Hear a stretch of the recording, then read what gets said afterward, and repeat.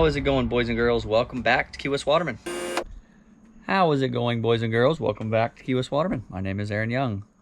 Real quick, before we dive into this top 10 spearfishing moments of 2021, I wanted to say seriously from the bottom of my heart, thank you. It has been a spectacular year. For the YouTube, we've had a lot of fun, learned a lot.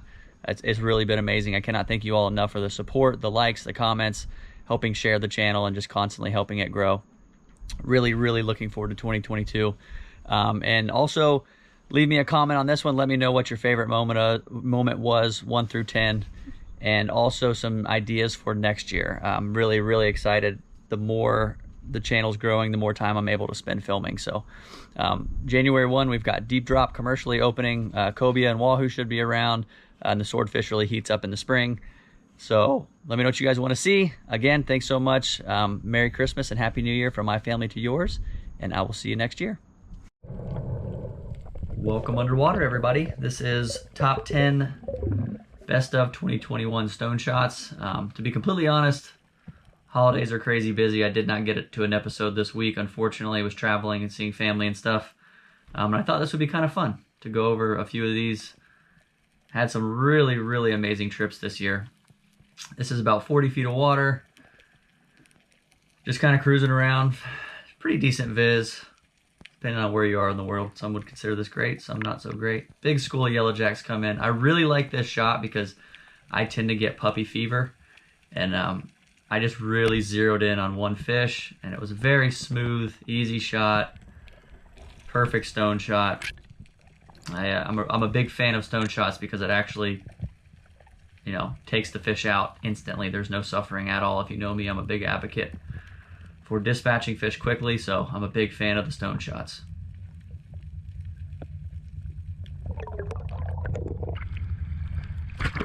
This is a pretty raw, quick clip.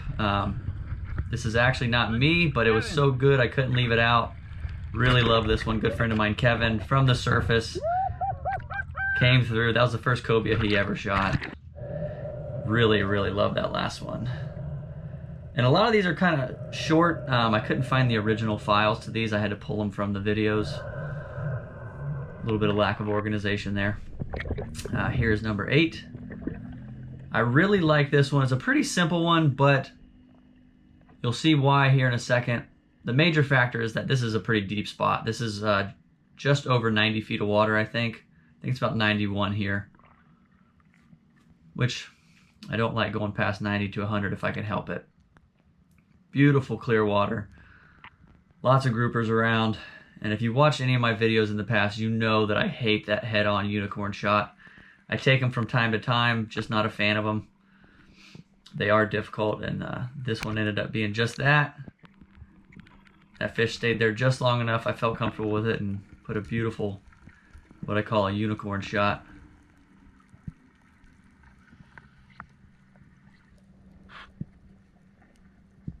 I don't take those very often because a lot of times you're facing them head on and you'll run that shaft down the fillet. But that fish was pretty up and down and turned out all right.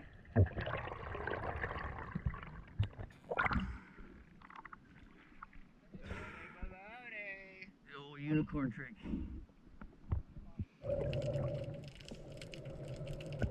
This is in the Gulf of Mexico. You can see nice dirty water, about 20 feet or so. I really like this one because if you've watched my videos, again, I'll say it. If you've watched any of my videos in the past, I love hip fire, and I do it all the time, and I'm using my little shorty that I built myself.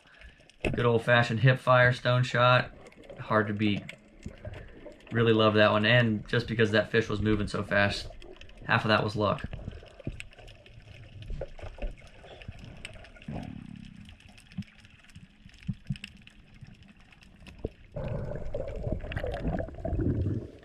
Again, in the Gulf of Mexico. I believe we're about 30 feet of water on this one.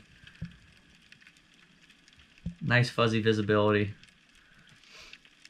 Hunting a debris pile with a flashlight and a little short 90 centimeter. This one was pretty technical in my opinion. Kind of see a mangrove there, and back behind him you can barely make out a gag grouper, and I kind of jumped the gun on fire and I just didn't want to lose track of the fish, and luckily I stoned him and The reason I like this one is because, one, he was way back in there and it was kind of a tricky shot, and two, what I had to do to get him out I thought was pretty cool.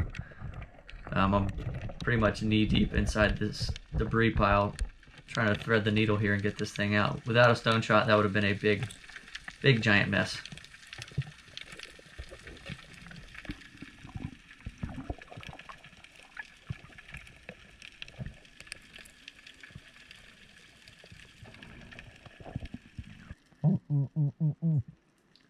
Another short clip, big cobia. This fish was over 40 pounds. Not often I shoot with one hand, but I got lucky on this one and luckily put one right through the brain and took him out. And something else I'll say is, and I'll explain this a little more on a clip coming up. In my opinion, there's a big difference between a stone shot and a spine shot or a nerve shot. A lot of fish I nerve or spine, which doesn't mean it actually stones them. Stoning it, I mean through the brain, it kills them instantly. There's no suffering. I had a ton of great clips of nerving fish and spining them that I wanted to use, but in my opinion, that's not a stone shot. This spot's about 75 feet. Just beautiful viz. I love this bottom. Swiss cheese bottom. Groupers love this stuff. Can be tricky to hunt them in this because they get wrapped up pretty easy. A lot of stuff for your line to snag on.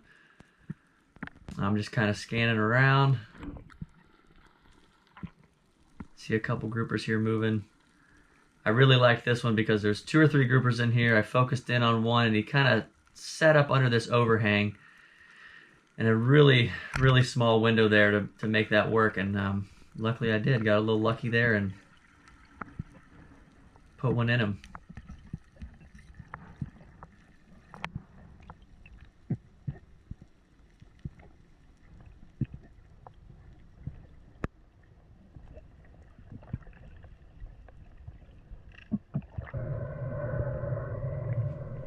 Number 3. I really like this dive as a whole. If you take the stone shot out of it, I really like the dive. It was very mellow, very fluid. This was on the more recent side of things. I felt so good this day. I just kind of was just another fish out there swimming around. Everything was very mellow. Everything swam up to me. These fish kind of come up to me while I'm still in my dive upside down, and I just kind of reach out, don't hesitate at all. And luckily I hit the mark. And of all the fish I stone, African pompano is one I don't stone very often, to be honest with you. I think African pompano and wahoo are the 2 fewest fish I stone of all the fish that I see. Maybe cobia is up there as well. Cobia can be a tricky one. Cobia, sometimes you think you stone them and they come back to life and beat you to death. Number 2.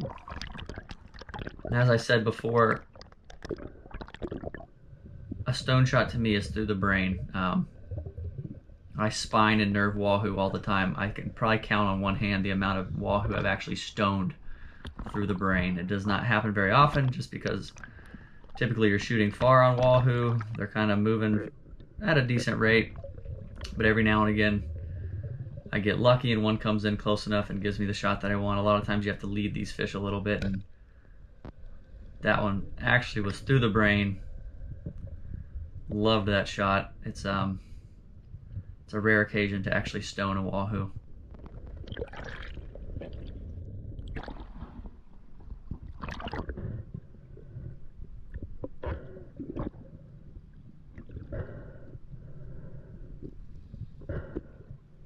And don't forget to vote. Leave me a comment. I'd love to hear which one you guys liked the most.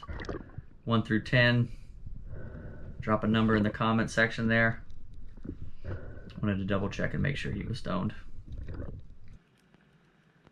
Number 1. This was my favorite of the year. Just the atmosphere and all the bait, the dirty water, all the life, groupers everywhere. This one was just, it stood out in my mind as probably the most memorable stone shot I had all year. It was no questions asked. Cool little sequence here. This fish just has some nerves fire and he actually kicks me up to the surface. So that is all I got. Thank you guys so much, seriously, for your time. Be sure to hit the like button, subscribe if you are not already.